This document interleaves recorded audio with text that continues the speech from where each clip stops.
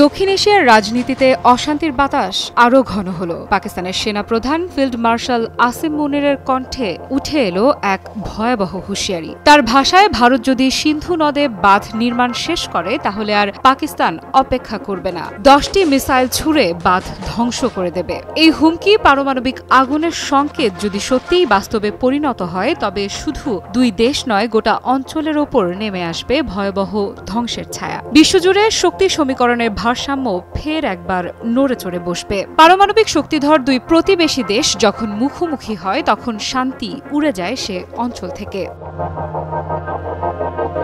মাত্র 2 মাসের ব্যবধানে আবারও যুক্তরাষ্ট্র সফরে গেছেন পাকিস্তানের সেনাপ্রধান ফিল্ড মার্শাল আসিম মুনির। সেখানে তিনি দেশটির রাজনৈতিক ব্যক্তিত্ব ও বিভিন্ন পর্যায়ের উচ্চ পদস্থ সামরিক কর্মকর্তাদের সঙ্গে বৈঠক করেছেন। ফ্লোরিডার টাম্পায় আয়োজিত এক অনুষ্ঠানে ভারতের প্রতি কড়া বার্তা দেন তিনি। আসিম মুনির বলেন, আমরা পারমাণবিক শক্তিধর দেশ। যদি আমরা মনে করি আমাদের ধ্বংস হচ্ছে, আমরা শুধু নিজেদের পতনে থামব না, বরং বিশ্বের অর্ধেককেও সঙ্গে নিয়ে ধ্বংস হব।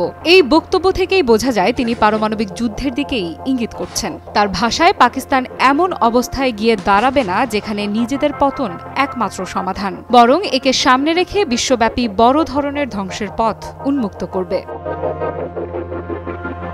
1960 সালের দশকে বিশ্বব্যাংকের সহায়তায় ভারত ও পাকিস্তানের সঙ্গে সিন্ধু নদ চুক্তি স্বাক্ষরিত হয়। এই চুক্তির মাধ্যমে সিন্ধু নদ অববাহিকার 3টি নদীর পানি পাকিস্তানকে দেয়া হয়। দীর্ঘদিন ধরে এই নদীর পানি নিয়েই দুই দেশের মধ্যে উত্তেজনা বিরাজ করছে। চলতি বছরের এপ্রিলে ভারত নিয়ন্ত্রিত কাশ্মীরের পেহেলগামে সশস্ত্র হামলায় 26 জন নিহত হওয়ার পর থেকে ভারত পাকিস্তানের সঙ্গে সিন্ধু নদ চুক্তি বাতিল করে দেয়। ভারত ঘোষণা করে তারা সিন্ধুর পানি আর পাকিস্তানকে দেবে না। এই সিদ্ধান্ত পাকিস্তানের জন্য ছিল এক ধরনের জলবিচ্ছিন্নতা এবং জাতীয় নিরাপত্তার জন্য বড় হুমকি।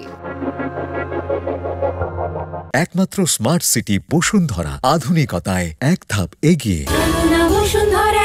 সম্প্রতি ভারত সিন্ধু নদে বাঁধ নির্মাণ শুরু করেছে। এই প্রকল্প সম্পন্ন হলে সিন্ধুর পানি নিয়ন্ত্রণ আরও শক্তিশালী হবে ভারতের হাতে। পাকিস্তানের সেনাপ্রধান আসিম মুনির জানিয়েছেন, তারা বাঁধ নির্মাণ শেষ হওয়া পর্যন্ত অপেক্ষা করবে। তবে যখনই বাঁধটি সম্পূর্ণ হবে, তখনই তারা 10টি মিসাইল নিক্ষেপ করে সেটি ধ্বংস করে দেবে। তিনি আরও বলেন, সিন্ধু নদ ভারতের পারিবারিক সম্পত্তি নয়, আমাদের মিসাইলেরও কোনো অভাব নেই। এই মন্তব্যে শুধু জলবিচ্ছিন্নতা নয়, সামরিক সংঘাতের সম্ভাবনাও স্পষ্ট হয়ে উঠেছে। পাকিস্তানের এই স্পষ্ট হুঁশিয়ারি দক্ষিণ এশিয়ার উত্তেজনাকে নতুন মাত্রায় নিয়ে যাচ্ছে। আফ্রিদা ইফরাত, নিউজ 24।